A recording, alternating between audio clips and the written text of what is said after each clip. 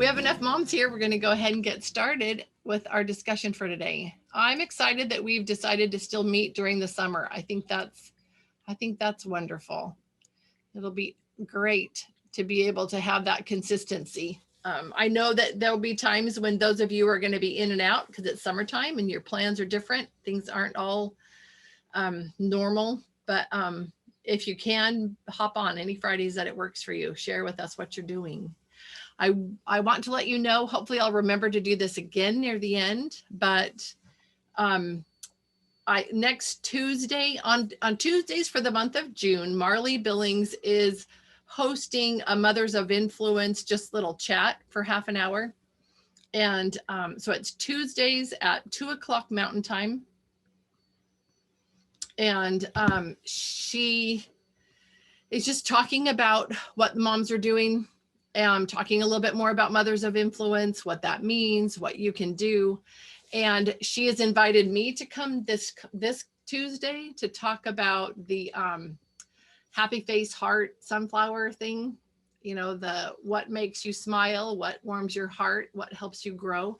She liked that. We were talking about something else the other day and that came up and I told her about it and what it meant. And she said, oh, I think that, I think that we should do that. I think that kind of encompasses this whole idea of well-educated heart, what we're trying to help moms learn. And I think it would be good if you talked about it. So if any of you would be available for any part of that half hour, this coming Tuesday, 2:00 Mountain Time, I'd appreciate the love and support because I have no idea if anybody's going to show up or not, because she was going to post about it and she hasn't yet. So if, you know, with a couple days to spare, I'm not sure.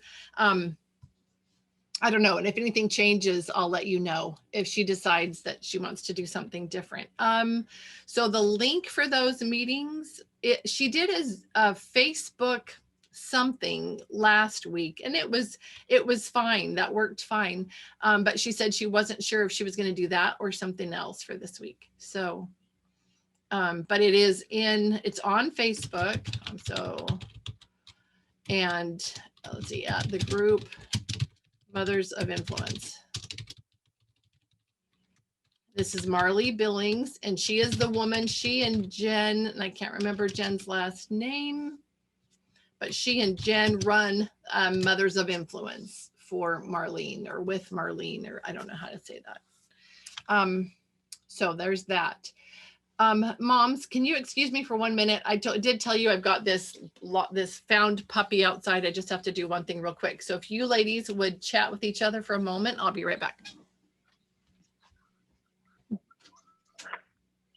It's so funny to me that Lori has a dog at her house. If you know Lori, that's really funny. Yeah, she was saying she's not an animal person. No, no, she's not.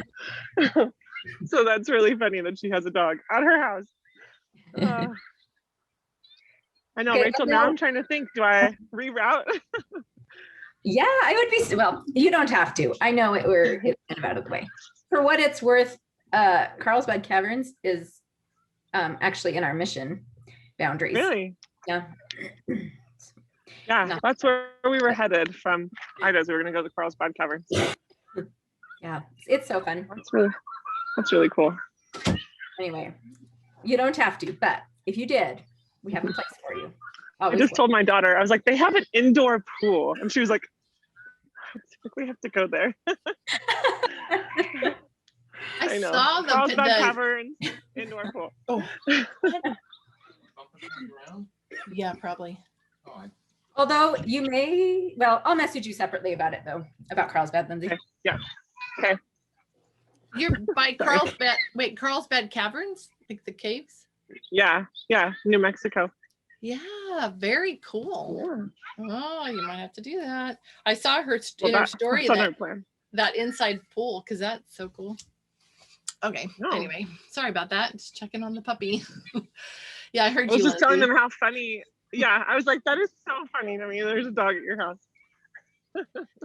Yeah, don't do that so much. But the thing is, though, is that I just have a big heart. I couldn't, he's just standing there at the gate, all tail wagging and all excited because he had his friend, and his friend just, anyway.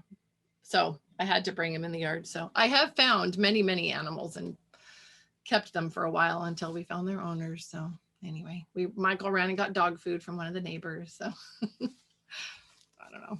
And Michael has to stay out there because every time we leave, if we go around the corner, that puppy starts crying. So anyway, okay. So mamas, how has your last week been? What have you been thinking about? I want to start this by saying I thought that Marlene's post this week was so interesting when she was talking about how she was going to be doing this like a couple of sessions of videos or something teaching us how to notebook. And then the more she read the responses from everybody, she decided not to do that. She did any of you, I know Lindsay read the post because I directed her. Yes, Rachel. Yes, Lindsay Watkins. Oh, no, Lindsay Watkins. Okay. But so it was really interesting and kind of beautiful, the post that she wrote about this. So she was talking about how she doesn't want it to be this thing that you learn how to do it this one way. It's not just a one way. Oh, Marlene just posted about the thing on Tuesday. Sorry. I get distracted. But so she posted about this mini meeting for the Mothers of Influence. And okay, so I'm going to speak at that. So if you ladies would come, that would be lovely. I want to try to find Marlene's post. So if you want to share anything, if you read that, I go ahead and do that at this point. I'm sorry, I'm a little flustered this morning. So I read that this morning actually, and I really loved that. So she, in the post, she makes she was struggling to know I guess how to address it in this conference or this, whatever she was planning on doing with it. And so she knelt down and prayed, and she got the answer. Basically was, Christ thought that his commandments were pretty simple: love your neighbor. But everybody wanted to know, like, who their neighbor was and how many times should they forgive their neighbor, and it was all of the mechanics around how to. Sorry, I have a really big generator thing that I'm walking toward, so I might have to stop and let somebody else. But I thought it was beautiful, that connection of it doesn't really matter how. It doesn't matter how we do it. It matters that we do it for the right reasons. Sorry, I'm gonna stand back. Tommy, don't go across the bridge, please. Anyway, I just thought that was lovely. That what is in our heart and matters way more than what we actually the way we do it. It doesn't matter if it's a journal. It doesn't matter if it's a notebook. It doesn't matter if it's a binder. It doesn't matter if it's online or online paper. What matters is that we're putting down what's in our heart, at least for notebooking. What matters isn't how many times we forgive our neighbor. It's that we do forgive them.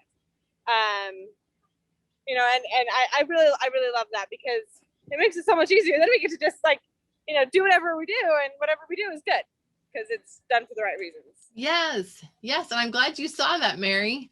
I loved it. I loved it. And I thought, yes, exactly. That's the problem with trying to explain well-educated heart, any of the principles. People want to know, well, what does it look like? How do I do it? Tell me what your day is. Show me. And on the one hand, that's not a bad thing, because when you see how someone else does a thing, then you see one way and you can kind of, okay, there's one way. Okay, that's helping me to see. Okay. And then if you see another person's way, all right. So there's this range in here, and I can find what works for me, right? I mean, I kind of like seeing some examples to have some ideas, but I can see what she means. We've talked about this before, how you see all these curriculum questions come up, and it doesn't really matter about the curriculum. It matters about the mom. It matters about you and your heart.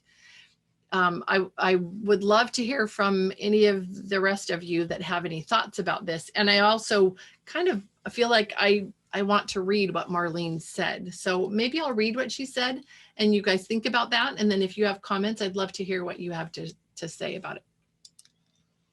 I liked Mary's telling about it. I just want to add, because I just thought there's so much here. She's so careful when she writes.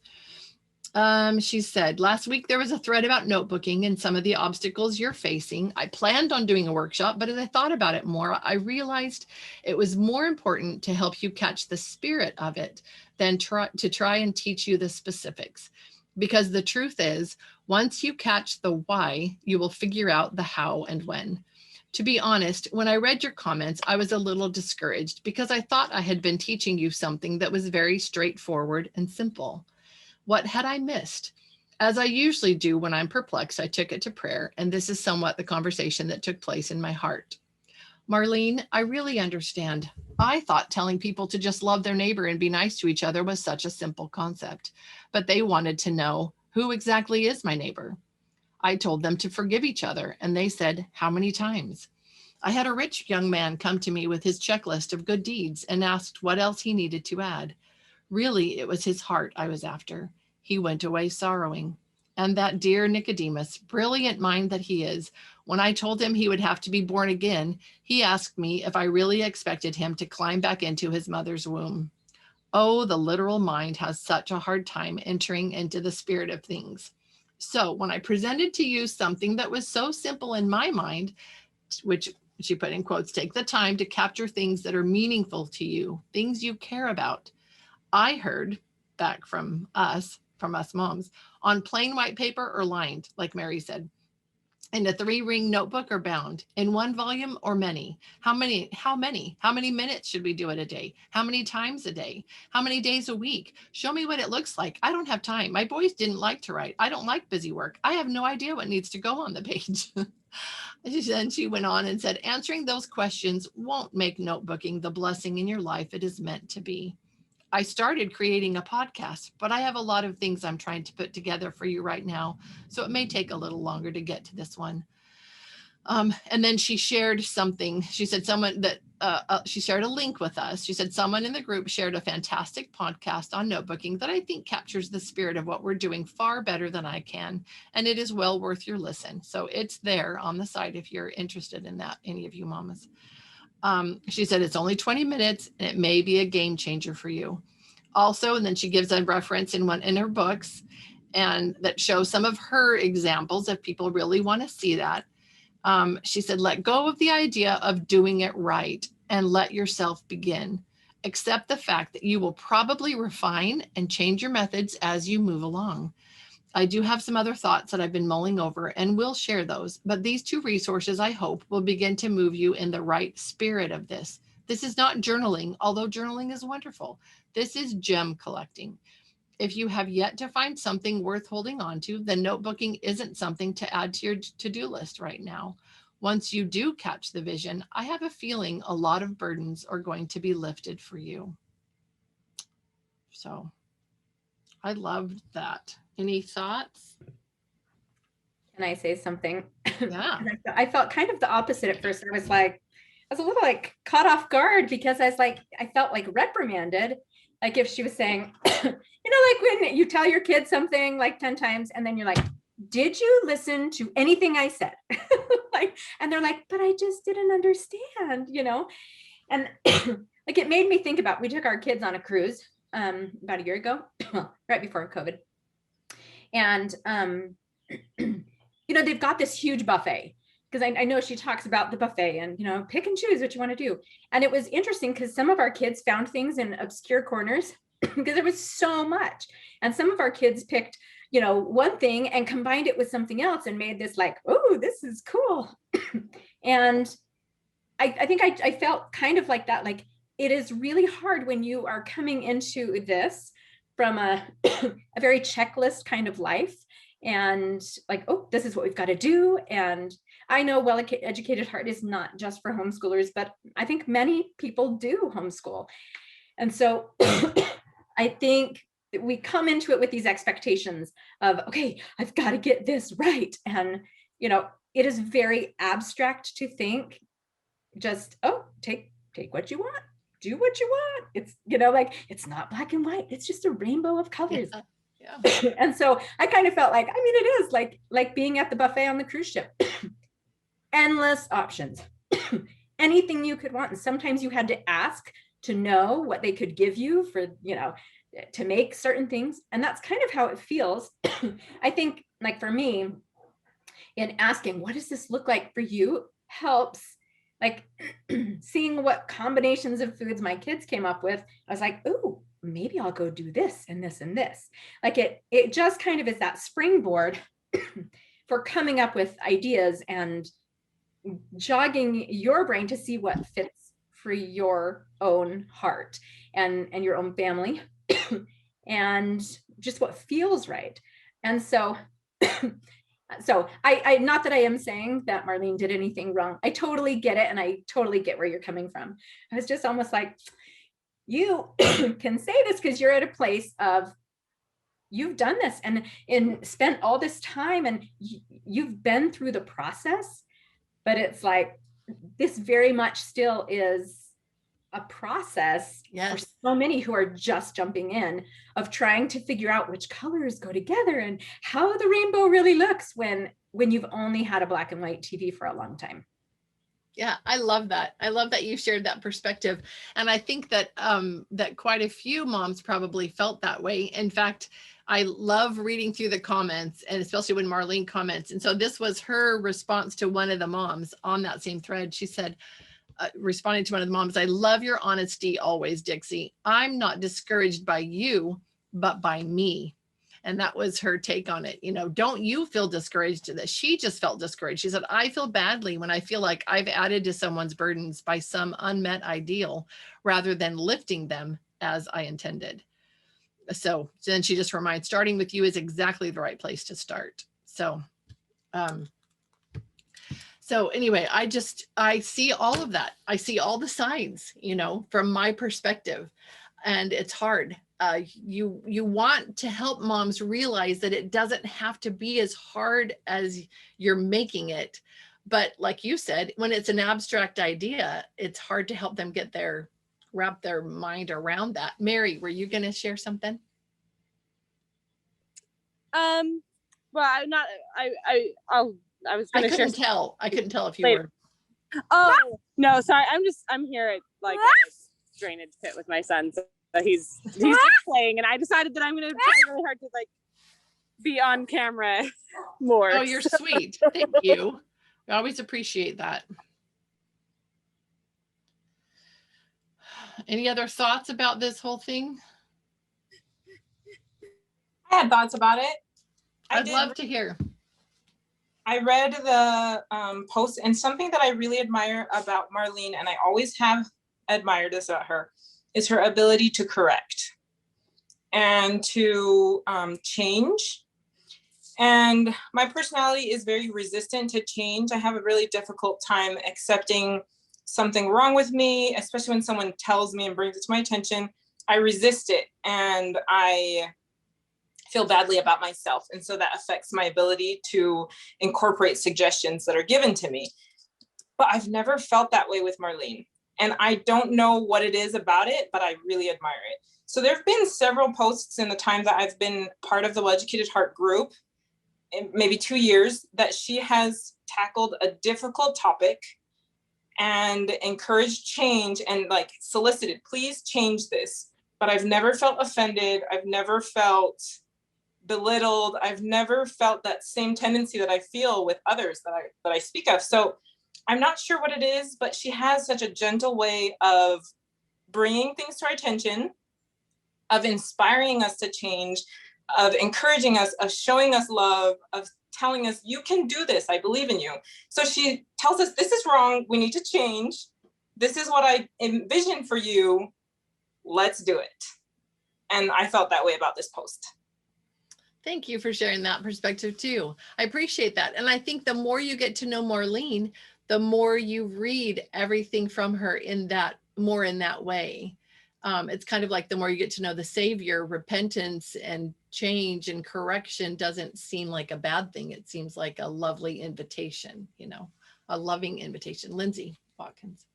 No, I was just, my thought was, it's so hard because public school, they try to make everything one size fits all, and you just move on, whether you get it or not. And as a mom, the idea of presenting a buffet kind of stresses me out because I'm like, I'm still trying to get picky eaters to eat what I made the first time, so the idea of having to put it all out there and go, you can just pick what you want, as long as you're fed, I don't really care, and I think it's kind of hard to go, okay, am I putting the right things on the buffet? And it's that mindset that we're really trying to wrap our mind around. For me, that's my pitfalls, but yeah. Well, and I think that comes very often from any moms who come from public school, because you're making this huge shift. You're not starting from scratch, and just, hey, I'm going to invite this new way, this way of learning into my life. No, you're going from one way to a completely, almost polar opposite style, well, really is style of learning. So I think it would be a lot harder in those situations. And then throw personalities into the mix, and it's going to be received in very different ways across the board. So yeah, really interesting. And I think it's been super interesting to me to have conversations with moms over the many years, 28 or so that I've been doing this, and see how easily we accept the burdens, and the negative and the weight, as women. There are not a lot of us who very naturally repel that. We're kind of a magnet for it. Why is that? And how do we change that? Because if it's all about me and my heart, right, that's where we really have to focus. But you feel this pressure, like, but school and their futures and my children and the weight of the responsibility is all on me, and people are looking at me and they're asking me, or, primary teachers reading out loud, people asking my kids where they're at, how they're doing. I mean, just all this stuff. I feel like, hey, we have summer right now. You have the opportunity to truly take a break. You have permission to do it because the rest of the world, around you is taking a break. So could you do yourself a favor, take that much needed break and use the summer to focus on mom, to focus on your heart? Would that be a good thing to talk about, to do, Lindsay Bunting? I was just thinking, June always seems to wake up this sense of my learning in me. I don't know what it is. It's just yeah, there's permission, the kids are playing, I can focus on myself. So I feel like summer has always felt that way to me, to regroup, figure out how I'm going to inspire my own kids, what I'm going to do to, for myself. I don't know. June's my favorite month homeschooling wise, because I feel like I get to turn it back to me and figure out what I want to learn and how I want to do things. And I don't know. So yeah, I think summer is a perfect time for that. Other thoughts? Other moms? Thanks, Lindsay. I agree. That's kind of how I always felt. It was like, whew, done with all the stuff I have to do now. No. Yeah, expectations of others is huge. That's a huge part of the stress that we feel. This might be probably is unrelated. Oh, Cadence, you go. Oh, I was just going to say, I had a moment this week when I realized that we had done 11 extra days of school that we didn't have to do. Not the learning part, but the officially recording for the state, making sure that anyway, I was just like, oh, we could have been done in May. Whatever. That means you have 11 days you don't have to worry about next year. Love it. Anyway, sorry. Go ahead, Lindsay. Oh, no, I was like, great, Cadence is talking. I'm so excited. this is probably totally unrelated, but it just kind of showed the difference in like the public school mindset versus like the way we can nurture our kids at home. So on the way here, we were listening to the audiobook Anastasia Krupnik. And I don't know if you guys have read it. It's kind of like a 4th grade level chapter book. My husband loved it as a kid. So he's like, I haven't read it since I was like 9. Can we listen to that one? So we start listening to it, and they're doing poetry. Her dad is a poet. So she's like in 4th grade, Anastasia. Her dad's a poet. So she's grown up listening to him tell these poems, like with inflection in his voice and like drawing out some of the words. And she knows how poetry should be read. And she goes to school and they're supposed to do a poem. So she works really hard because she knows poetry, and she writes this poem. So then all the other kids are getting up there and they're saying their poem, and it's like, you know, my dog's name is Spot. I don't know, something that rhymes, like just really basic, boring poems. And she wrote something that was just amazing, but it didn't rhyme.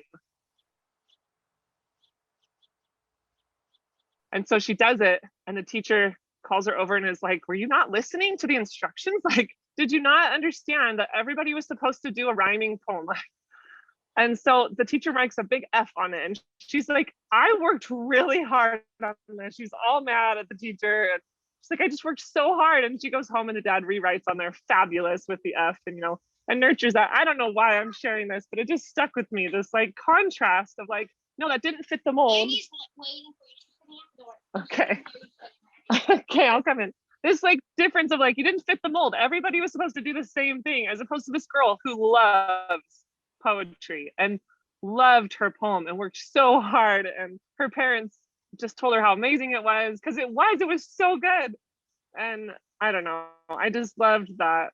But it made me like, I was just fuming in the car, and the kids are like, Mom, what is the matter? I'm like, what is this teacher doing? Like, why is she being so mean to her? And then it was just funny. I'm like, I hope they fix this. I hope her parents tell her that was good. And then she goes home and they're like, look, Mom, they told her she did good. So it was just a funny experience in the car. No, I love that. That just tells us about your heart. And I love that. You know, I don't know if I ever shared, but that Opal Whiteley, you know, that the stories about Opal Whiteley that I've shared with you before.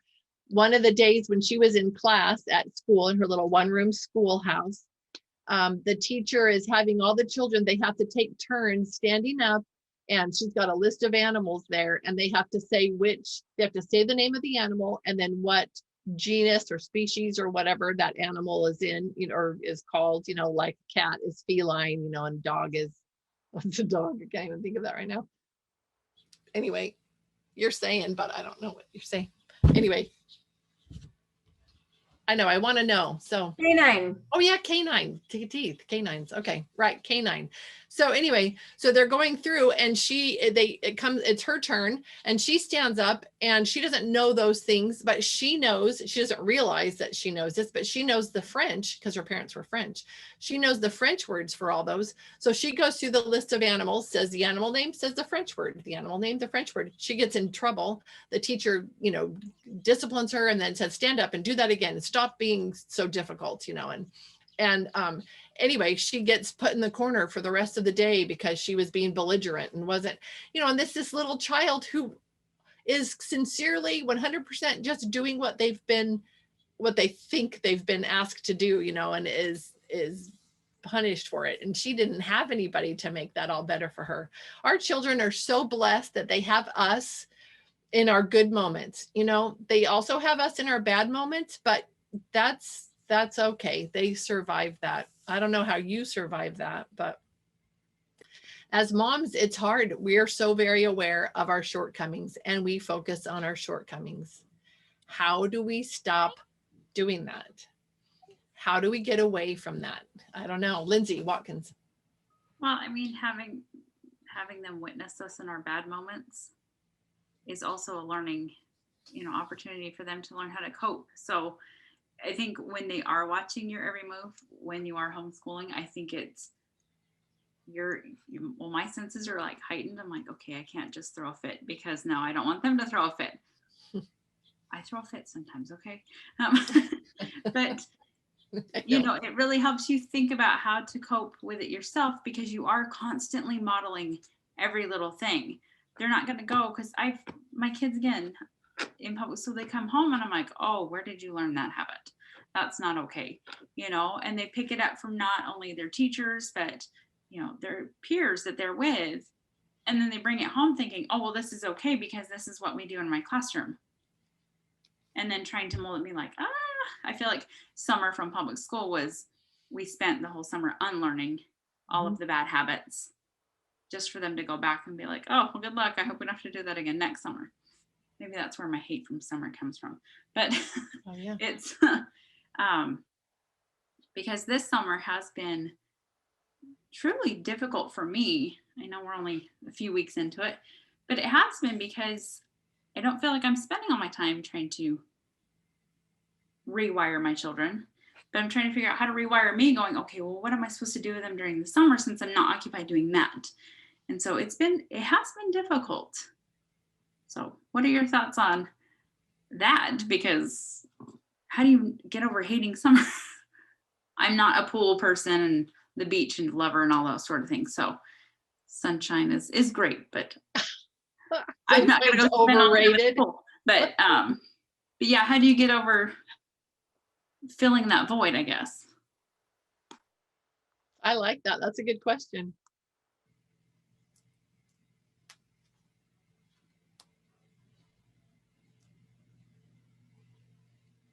Cadence, Okay, so I don't know if this is wisdom.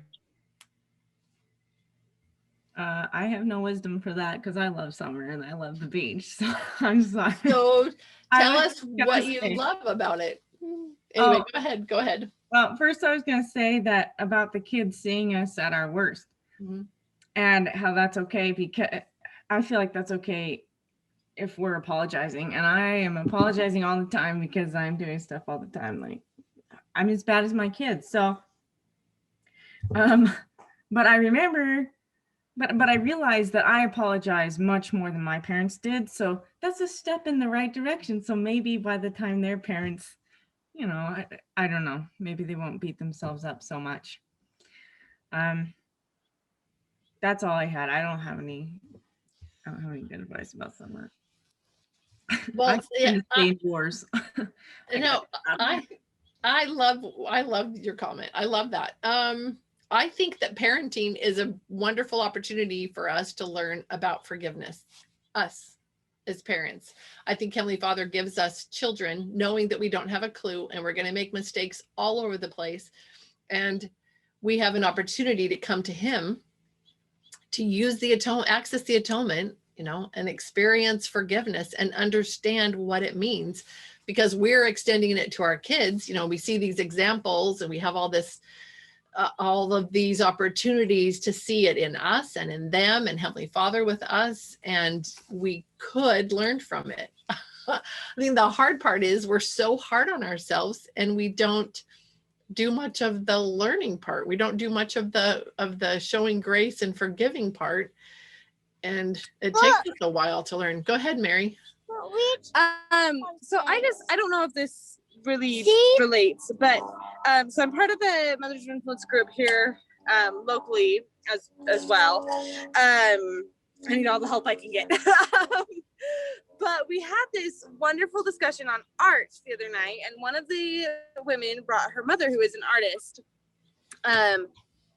and it was really interesting because at the beginning, she came out and laid out all her artwork, and she was really it was really hard for her to do because it's kind of like bearing part of your soul, and she's not even. Tommy, give me just a second, bug. She doesn't even hang it up in her house because it's just it's too much. But it was beautiful artwork. Just fantastic. Some of the pieces I could have I could see them selling at Hobby Lobby. It was just so amazing. And it was really interesting because when we were talking at the very beginning, a couple of us just went, oh my goodness, how do you do this? I can't even draw a stick figure. And when we got around to her talking, she said, okay, I've heard a lot of I can't draw a stick figure. I can't draw. I can't paint. I'm not good at this. And she goes, I just want you to all to stop that right now. stop it. Stop looking at what you can't do and start looking at what you can do. And she used, oh, sorry, second. Can you still hear me?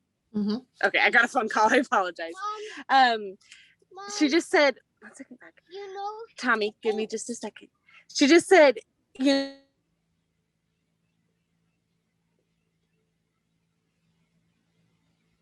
and she said, so find what tools you do have. If you don't feel like you are good at drawing, what can you do? Can you decorate your home in other ways? Find other ways to bring art into your life. Mm-hmm. Other than what we typically think of as art, you know, the oil painting or the watercolors or the sketching. She's like, that's not the only art there is. For years, she felt like she was wasting her talent because she wasn't doing any of her art. But as she looked back, she said, wait, no, I did hair for years. I designed haircuts specifically for different people, and that was artwork. And I made wreaths for my home, and that was artwork. And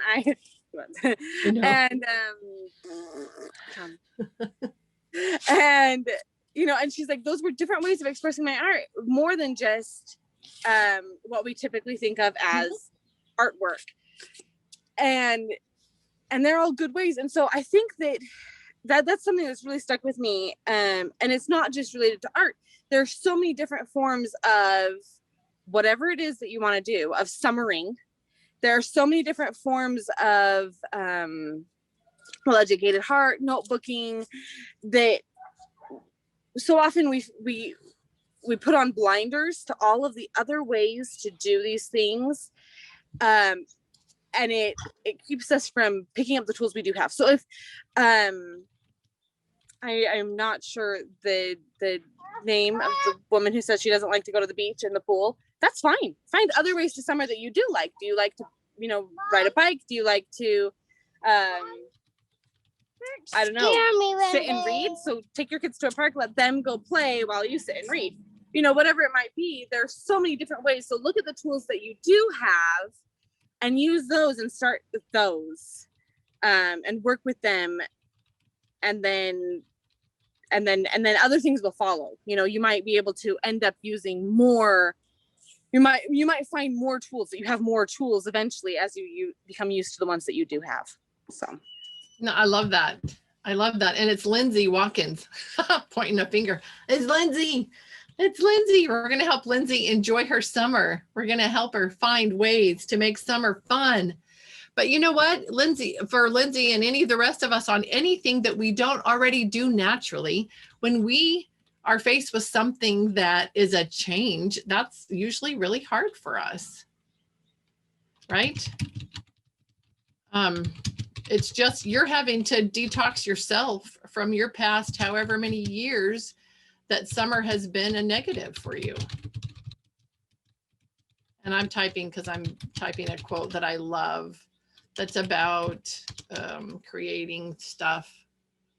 You know, if I wouldn't be so particular about my stuff, this would be so much easier. But okay, so you probably remember this quote that is by, come on, Lori, by Elder Uchtdorf. Hold on, almost done. But it's about the desire to create, and I just love it. I think it's beautiful. The desire to create is one of the deepest yearnings of the human soul. No matter our talents, education, backgrounds, or abilities, we each have an inherent wish to create something that did not exist before. And I love that. And I'm not necessarily, I don't see myself as being creative. I don't have these talents that just, you know, are exploding out of me that I can't control. But I do always have a desire to create, and it makes me happy when I do. Linnell. Thanks. My sister's here and she's listening, so I'm passing it by her. This is Megan. She's joined us once. Oh, hi, Megan. So she had some thoughts to share. Then I have some of my own too. Hi, everyone. Yeah, I was just thinking, in addition to what was shared about possibly looking for things that you could like about summer, also, I have found it helpful if I consider, well, what don't I like about summer, and addressing those kinds of things. So if I really hate the heat, I am fine. Like, are there indoor museum tours or things that keep you indoor if you don't like, whatever it is. If I have found if I can identify things that I like to learn and to grow to like something, and or what keeps me from taking that angle, that's been helpful for myself as well. And then love what I that. share is that I used to hate winter, and I live in Minnesota, so we have some strong, long winters. And this past year is the first year I learned to love winter. And so it's kind of a similar thing, like loving winter, loving summer. What I did was something that was really helpful was to follow Ginny, because she was an example of someone who loved winter and found activities to enjoy it. So my suggestion would be to find models, role models, or find people who love it, who want, well, first of all, I'll backtrack. It depends, Lindsay, do you want to learn to love summer, or do you want to just survive summer? I feel like they're two different approaches, because one is you're changing things that you don't like into things that you want to start liking, whereas the other is just coping mechanisms. So, okay, she said both. So wanting to cope and to learn to love it. Something that helped me to learn to love winter is to find people who love it already, and then I can kind of, what's it called? Like when their attitude about it inspires you, and then it's an example like, oh, if they can do it, then I can do it, or I can try to do it to develop that. So two examples was Ginny, because she would have these things. And one of the reasons that I didn't like it was because it was too cold, but I found ways to dress better. And so that was something to both cope, but also to learn to enjoy. I found tips for like clothes to wear and how to do it. So in the summertime, I guess that would be, I don't know what that would be for you. You'll have to figure that out. But the other person was Jana Jinton. She has a YouTube account and she lives in Sweden, and she loves winter. So watching her perspective and attitude and the way that she, the way that she deals with summer was refreshing to me. And so it helped me to feel a lighter attitude and a less hate. And then I just got outside. And by getting outside, that helped me to appreciate the uniqueness and the opportunities that winter offers.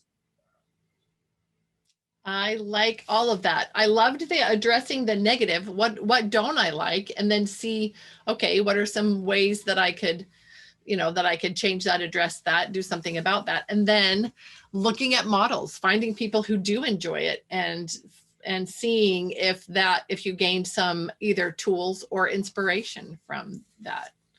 I like that. Seriously, skinny dipping, it could work. That could be it. That could be your mojo. I will join Lindsay in saying summer is really hard for me too. We've actually talked about this a little bit. And I don't know, I think a lot of it is past experiences have just kind of led me to, anyway, I've had some really hard summers, and I think it just, there's this like a psychological block. And this summer was hard in the sense that I was like, well, nothing really changes.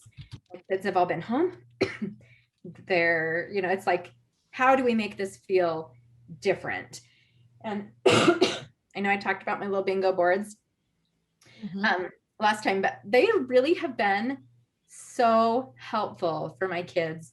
Each of them are like, okay, well, I've got to do this for my bingo. And like, they're just seeing. My son the other day studied an archaeologist all afternoon. He read all the books, and he came up with like this cheese and pepperoni platter of a mammoth, and like told us all about why this was a thing. And I really tried to, so summer is especially hard because this is like my only time.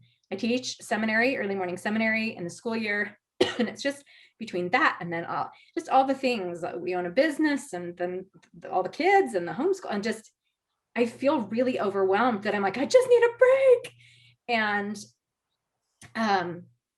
so it's been it was a weird transition, because I'm like, well, I don't have a break because I didn't have a break during the school year. And now there's really not a break.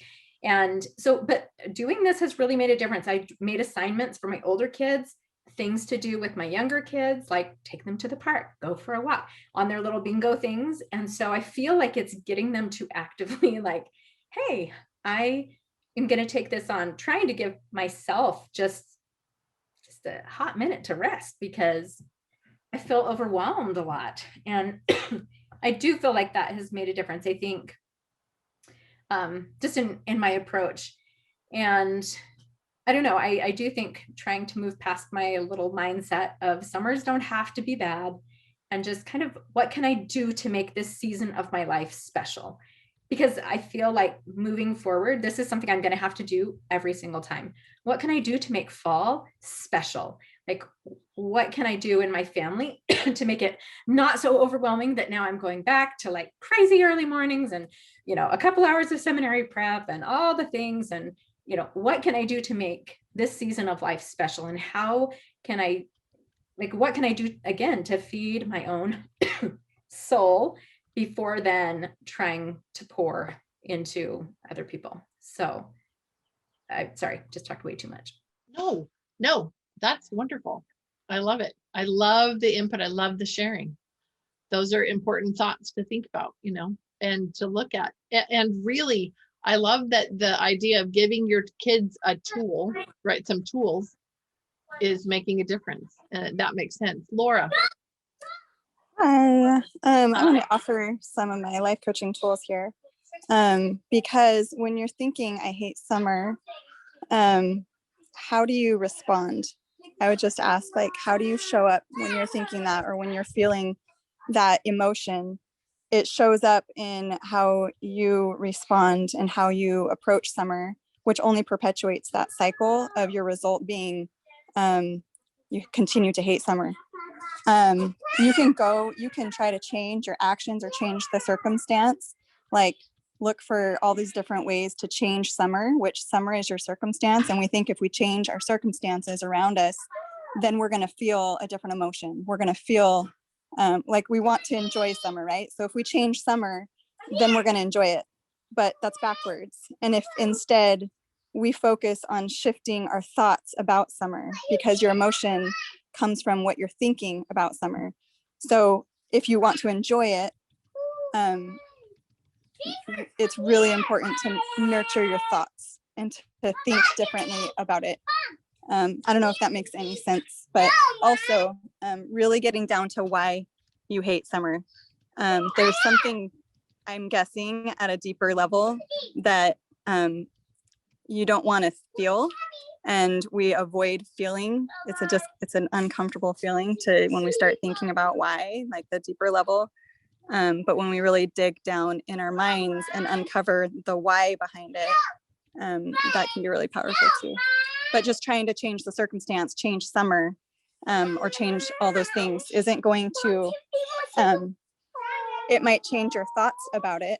And so the reason you change how you feel is because you're thinking differently about it, not because you've changed the circumstance. Really good. Yeah. Hi. Cute little people. Okay, I really like that. Nurture your thoughts. Remember, your feelings come from your thoughts.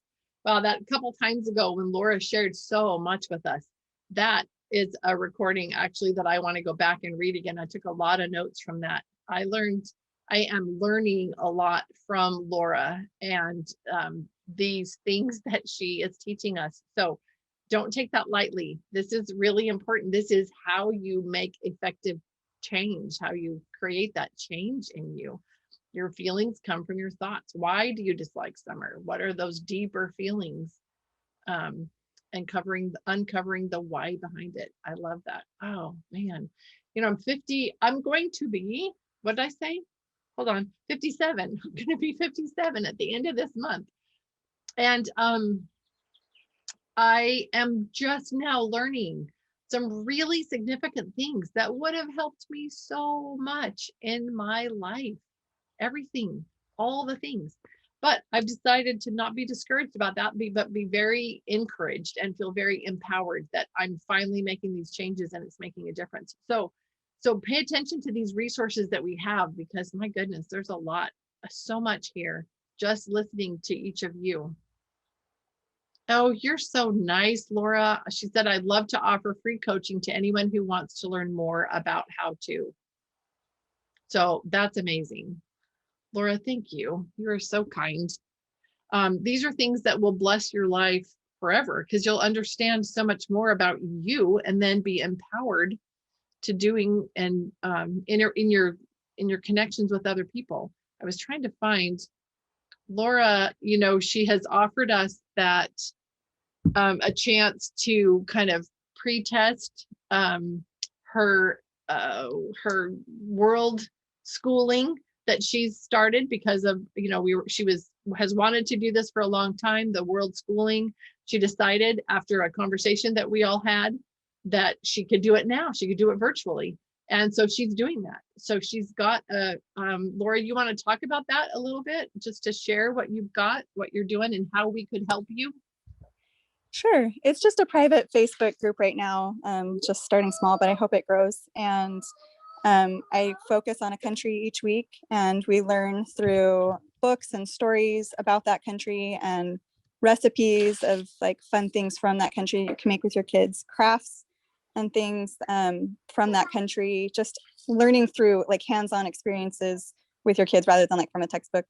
And really just kind of the goal is to help your kids develop a love of learning, and specifically around, you know, our culture and the culture of the world and learning about the world.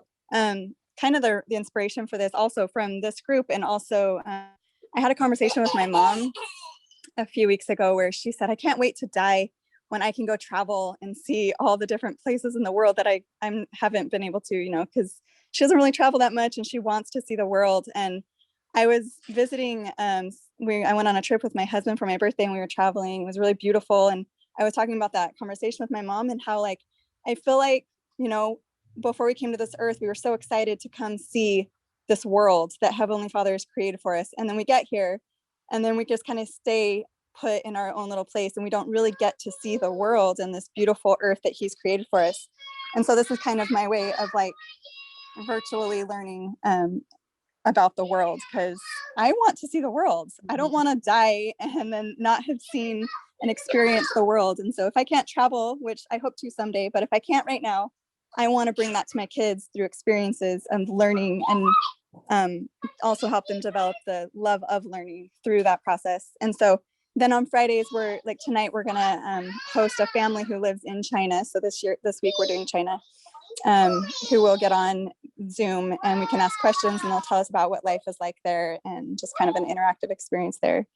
So that's a little bit about it. I love it. Invite your friends. Wouldn't that be fun? That'd be something we could do with our summer, is do this with Laura. Were you going to share more, Laura? Sorry. No, that's it. Thank you. Okay. No, that's fine. I think that sounds really fun. I love that idea. And I have to say, with you saying that, I was thinking, I wonder if that's why my children traveled. You know, I mean, they've started that early and they have a desire to do that. I mean, they have big plans for their lives to continue their traveling. But we used to do virtual, you know, experiences with other countries, places, people, and art and music. And I wanted them to see all of these things that I've never seen in my life. And I just never even dreamed big enough to consider my going. I don't know why I've done that, but I've limited my world and I wanted theirs to be opened up and expanded. And so, you know, 3 of my 4 kids have already done the whole backpack, hostel, sleeping in airports, you know, had these experiences traveling on their own dime, you know, and making these things happen and seeing things that they had learned about but wanted to see in person and stuff. And I believe they'll continue doing that. So I think that you gift that to your children by giving them these kinds of virtual experiences. So, you know, whether you do it at home with your own family or you decide to join with Laura and use those resources, you are really bringing the world to your children. Lindsay. Yeah, Laura, have you seen the book, Give Your Child the World? I think that's what it's called. I was just looking it up because I have it, but I forgot who put it together. But it has picture books for like every country. And it's super fun. We did that a few summers ago Jamie Martin, another homeschooling mom. So she put this together. Yeah, give your child the world. So there's Can just you like link pictures. that? Yeah, I think Lori, I'll link it. And Okay, Lori cool, just thank put the you. name of it. And it's Sweet. just picture book lists for every country around the world. And it's so awesome. And she has a very diverse family. She's adopted a son from Africa. I forget which country in Africa, and a son from, or a daughter from India. And then they have a son together, her and her husband. And then her husband's from England and they live in the US. Like they're just a very diverse, cool family. But yeah, it's a good resource for finding picture books. Awesome, link thank it. you. That sounds super fun. I want that book now. And Linnell, a request again this week. What are you making? Cadence wants to know what you're making, and I think the rest of us do too. I am making orange rolls. Let me show you them. This is my second one, and look at those. Yum. You're all welcome to come and enjoy one with me, or two, or three. Okay, so I thought you were making cinnamon rolls because I saw the dough out, I saw you putting the butter out, and I haven't done the orange rolls yet. Cinnamon rolls, I do, I love that, but I'm gonna try that. That looks so amazing. Sugar with virtually. And that's what you do instead of the sugar with cinnamon. Say again, I missed what you said. Sugar with orange zest. Yeah. Instead of the sugar with cinnamon as your filling. And then in your icing, if you make an icing, you put orange zest with orange juice. Okay, I'm gonna do that because I still have a few oranges left from my trees. So Linnell, will you share your recipe? Because it sounds delightful. I'll have a well-educated belly. there you go. There you go. I got one of those.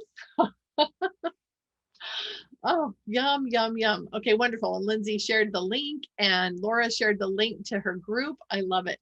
I love it. And super happy news. I've been waiting for a break to share this, but so my son Stevie and his wife Amanda, who's from Brazil, and their baby Emma are with us this week or this weekend, long weekend, because right, soon, of course, after they move to Idaho, they get the letter from the state of California on her immigration status saying, okay, we've got your interview, you're set for your interview in Fresno. So they drive down Wednesday, 13-hour drive from Idaho with a 3-month-old baby, and then drove up 2 hours to Fresno this morning for Amanda's appointment, and everything's good. She's good. She's got her card and everything. So she hasn't been able to leave the country to go visit her family. She hasn't been able to fly anywhere, or they could have flown down for this appointment. And yeah, so lots of prayers. We've been offering lots of prayers, and everything went through. So that's so good. I'm so happy. Thank you. I'm so happy. So okay, that's wonderful. Anyway, sorry. I'm just so excited because her mom's gonna get to see her now. Her mom hasn't seen the baby. So anyway, that'll be fun, super fun. Okay, so continuing on. Can I share something? More thoughts? Yes. Okay. So I bought the physical copies of and they're beautiful, and I love that they're full size. And I started it yesterday. I read the first introduction, whatever thing, and there was just so much in there. There's just so much, and it was just making me feel so happy. And I watched this. So I have not been doing a little book because I was just so worried about buying a book and then messing it up and then not being happy with how it turned out. And then I watched this John Muir Law's nature journaling, and where it showed some of his journals from 2 years ago, and the progress of it, and how half the pages were blank in the first one. And that made me feel so much better that I could just do this and it doesn't matter how it turned out. So I took one of my old books where I need to cut out like the first 4 pages because I did something else in that, but I'm just like, whatever, I'm going to make this little book of remembrance. And so I started drawing, and okay, so I'm one of those people who thinks that I can't draw. And I know that's not true. And my sisters tell me that all the time. It's just hard because they're really good. And I know they've put in a ton of work, and that's, it takes work. I just felt like I didn't have any interest in that. And so I didn't develop that. But guys, look, I've been drawing some stuff. I mean, it's not fabulous, but it's little things. And I even made a cottage, and I was trying to do some shading and stuff. And okay, I send stuff to my sisters all the time of like jokingly, look at this thing I drew, and it's really bad on purpose, just to be like, hey, and just to make them feel like, oh, Cadence, you know. But but this just makes me feel like, hey, this is great. My kids will like to read this. Mhm. So I wrote a bunch of quotes down. I'm just excited about it because I had so much fun doing it last night when I should have been sleeping. That's all. I love it. And I love that you shared that. Good for you. It takes a lot of courage. Marie was sharing earlier about that artist that came to that other group. For a person to put out something that they created and say, here's this thing, you know, that takes a lot of guts, a lot of courage to do that, because that's scary to put yourself out there. Very vulnerable kind of a thing. We feel vulnerable about the things that we create. But it would be so awesome if we could learn to just express ourselves in all the ways that we can, and have that be our offering, and not worry about what anybody else thinks about it, but just be excited about it. You know, I don't know. I think that's awesome. I'm going to try drawing. I have the drawing on the right side of the brain and how to draw with children. Those are two really good drawing resources. I'll put them here, but they're good for starting to draw. Let's see, hold on. What did I say? Drawing with Children is one of them. I'm not going to remember the authors right now. Oh, actually, one of them is Mona Brooks, but I can't remember which one. And then the new I don't remember. Sorry, I'm so out of it today. It's weird. Okay, something about that. Drawing on the right side of the brain, something like that. Also, if you want some activity books kind of for your children, if you have kids who like to do stuff, this Draw Right Now series is really cute. It's really sweet and fun. Lindsay? I was just gonna say, I have all those books and they overwhelm me and like almost paralyze me, because I'm like, oh, I can't start until I read that book and do it the right way. Like, Oh. And so I'll put it off because I don't have time to like go through the book. And I'm like, well, I shouldn't start drawing anything because it might be the wrong way. So I'll just keep putting it off. Exactly what I would do. Except, yeah. So I love that, Cadence, you just like did it. That's perfect. Like, just make do it horrible. If it's horrible, it's fine. Yes. And then you can laugh. And then later, if you have time and you might like stumble upon it, then you can like improve upon whatever you've been doing. But it doesn't mean you have to like wait. I don't know. So I'm so like, yeah, I love that you just did that, because that's hard for me to just dive in without like having, I'm totally that person Marlene explained, that I'm like, hey, how many binders do I need? Like, what color should they be? What kind of paper do I need? Like and that stunts everything I do, because I have to wait till I do it just right. So just good for you. Just do it. Just poorly. jump in. Jumping into things is really good. Just do it. Just jump in, get started. And then if you want to learn more, use the resources. But I think on all of this stuff, just start it. Just do it. Do something. And then you'll find it's not as scary as you thought it was. You know? I don't know. I don't know why we limit ourselves so much, when as soon as we try something or explore something, we realize, well, that was fun. I feel good about that. I don't know. You watch children, and when they're really young, just jump in. And then once they've learned somehow from the world around them, oh, wait, it matters what people think or something. You know, Cadence. I'm so worried about my daughter at public school. I'm like, it's gonna ruin everything she already learned, and but I've got to trust that everything's gonna be fine. I'm sorry.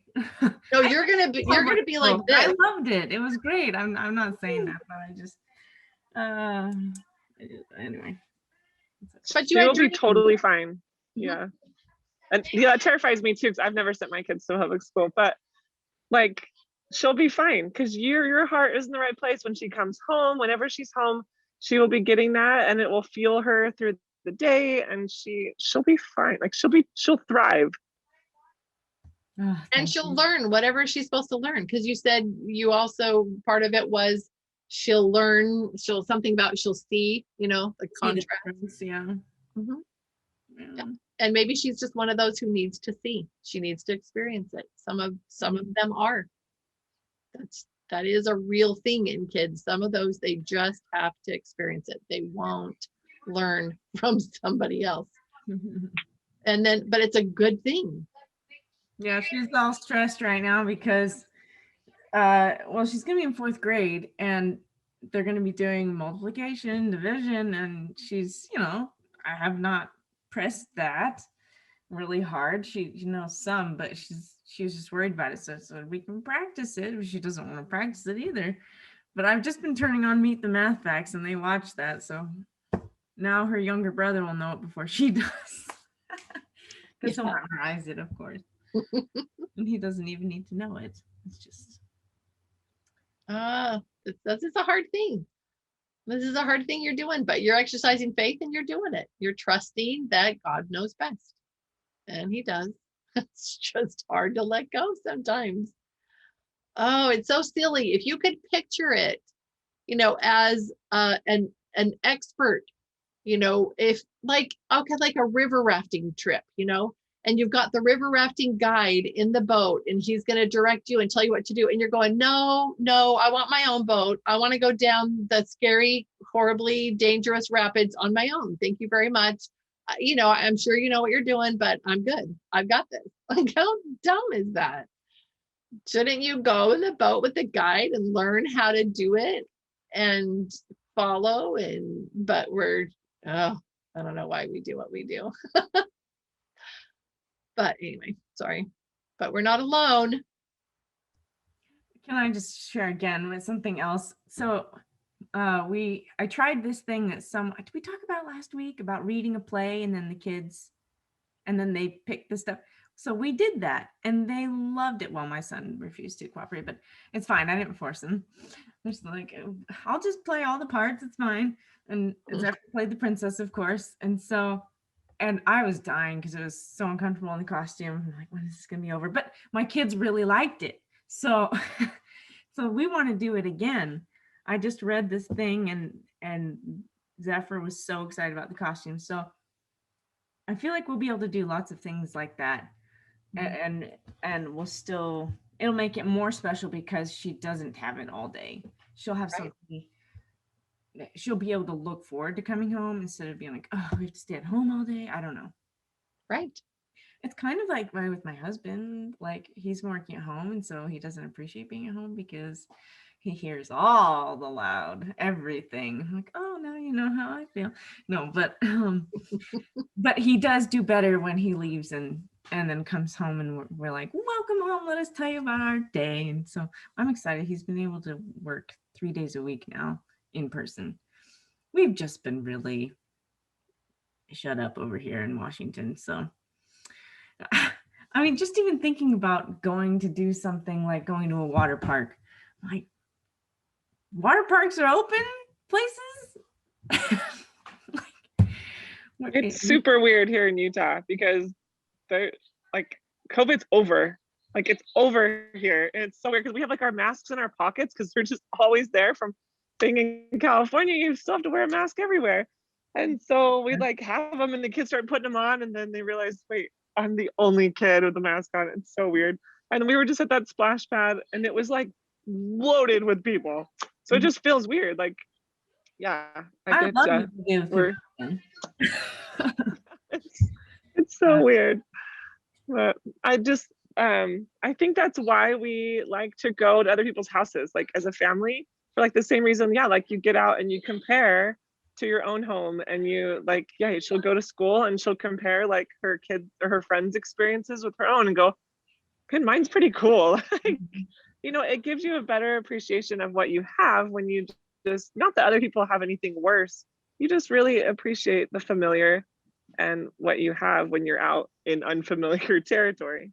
Yeah, that's why I appreciate going to my some ladies in my ward have a book club, and you know, sometimes it's hard to relate to people, but I keep going because I feel like maybe I can offer something and at least I can support it and people will know me. And I think that was one of the first ways I got to know people in my ward. But I never read the book because I don't like the books they pick. Last time it was like a murder mystery one, which I'm sure that they can be good too, but it was like the person dies and is murdered graphically 7 times in the book. I'm like, I'm not reading this. I will just come. And when it's my turn to pick a book, we pick good books. But for a long time, I didn't want to go because I just didn't feel uplifted. And it took me a while to realize, no, I'm the uplift. I will come. And whoever needs me there, I'll talk to them. But it is hard when you feel like you don't relate. So that's why I love this group so much. You are my people. And I yes, feel understood and appreciated. And it's so exciting for me to get on because people are like, oh, you're here. I'm so happy to see you. I'm like, oh, people who love me. Oh, I have to yell at this. I'm sorry, I'm being all dramatic about it, but I just love it. No, I think you're expressing how we all feel, and we're just trying to be all mature and, you know, like, I don't know, straight faced or something, but we're all like, my friends, I get to see my friends. Oh, my friend's here. Yeah. So it's awesome. So you come on with your young enthusiasm and everything, and we're just like, oh, it's Cadence. So I think we all feel that way. We love it, and we miss people when they're not here. And it's going to be weird. It's going to be like this summer. I think we're going to have slower days. I don't know, but it's kind of nice too. I have so many things on my mind. I don't know. I don't know where to go. I don't know. Lindsay, go. Lindsay. I was just gonna say, I feel the same way. I just feel so overwhelmed with too many good things. Like, there's so many good things and I don't have time for all of them. I don't even know where to start. Like, I brought with me like bags of books. So I'm like, maybe I'll have time for all of them. That was a mistake because I know I'm not gonna have time for any of them. But I'm like, like, there's just too many good things to do all the time. So like, how do you just have to start like little by little. I don't know, it's a good problem to have, I guess. But yeah, I'm feeling overwhelmed with all the good. Well, then share the good. Share all the good things you're thinking about with other people, because sometimes I feel like we have been given this abundance, you know, of whatever the thing is, talents, ideas, resources, you know, favorites, something, because we need to share those with the people around us so that they can pick and choose from a new list, you know. Yeah, I love that. We live in the time of the harvest for sure. Yes, there's abundance everywhere around us. And I think, I don't know, Lindsay and those of you who are doing, some of you are doing the meditation, some of the group is, but oh, hello, buddy. Hi. But the talks from, oh, what's that? It's just a computer part. He likes to take the screws out. Yeah, very cool. Hey, buddy, how are you? But the talking about, you know, looking at things from a point of scarcity or abundance. Hello, how are you? Good to see you. And this is one of those things we can choose either to see things from a point of abundance or scarcity, and it makes a difference. And of course, Satan's going to encourage us on the scarcity side of things. Lindsay? I think the scarcity side comes in when I'm like, I don't have the capacity to take it all in. I don't have the time. I don't have like all of that stuff. Like, I start thinking negatively about the abundance. I don't know, that's just crazy. It's all just so much. But yeah, that's all. I'm gonna have to hop off though. We're getting ready to eat lunch. And no, that's good. In fact, I was going to ask you moms if you'd be okay with ending a little early today, because my daughter Sarah texted and said, oh, maybe we could put a banner outside for when Stevie and Amanda get home from their meeting today. So I think that would be fun to go out and do that. So That's so cool. I'm gonna go share that with my kids because I know. that sounds like So- wonderful news. So happy. Yeah. Are you moms still okay with for now not having assignments? I know lots of mothers of influence groups have assignments. You know, we read this together and then we come and discuss it. How do you feel about that? I'd love your input. I kind of feel like our group sort of just dictates and things happen like they're supposed to, but I don't know. Any thoughts? We could always do something, and then if you do it, great. If not, oh well, like we can talk briefly about it, like for the first little bit, kind of like we do, like, how's your week been? Like, and that's when you can share if you did it, what you learned from it. But if not, we just move on with our discussion like we do. Okay, I like that idea. Are you I know some people, myself included, kind of like an assignment so that I can narrow down all the good to like, okay, this week I'm just gonna do that part. Okay, I like that. I can do that. But I can definitely do we that. can wait till fall too. I mean, we don't have to start it right away. Yeah, but we could maybe get in a little bit of a habit of it over the summer, Yeah. which would help it for fall. Maybe we do that. Yes.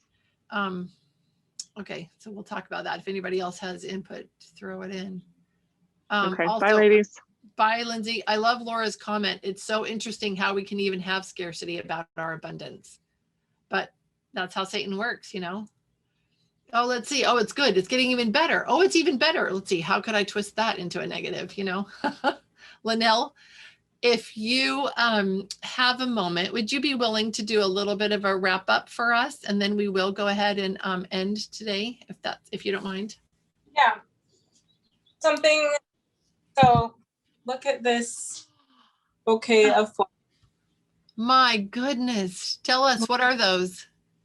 These are peonies, and look at how big they are in relation to my head. Have you seen a flower so big and beautiful before? I haven't.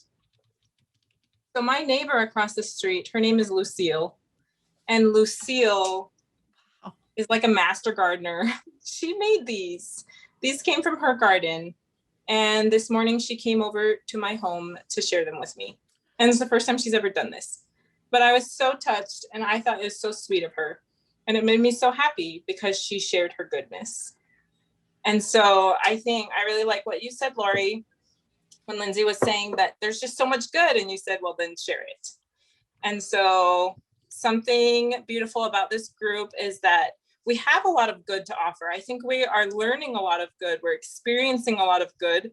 And that's why this group is so beautiful, because we're sharing it with each other. That we make time to allow our cups to overflow and to share it with each other and to bless each other's lives. And so when I look at this, I'm going to remember my sweet neighbor, and I'm going to remember all the sweet friendships that I've been able to make with each of you. And I'm going to be able to remember that life is beautiful and life is meant to be shared with others. And we experience so much happiness and joy when we allow ourselves to do that. I love that. I love that. That's so positive, so encouraging and beautiful. And I love that you said that she made those flowers. And I wonder if that's why Heavenly Father really has strongly inspired me to plant flowers this year, to let my garden lie and to plant flowers. Because I needed that. I need to have these beautiful things be coming out of my garden and feel good about what I'm doing. I love that. And I love that you talked about us having this our overflowing cups and sharing that with each other. Thank you so much. You ladies are just beautiful, and you enrich my life. You make it so much more. So thank you for doing that. And have an amazing weekend and a wonderful week. Bye, my friends.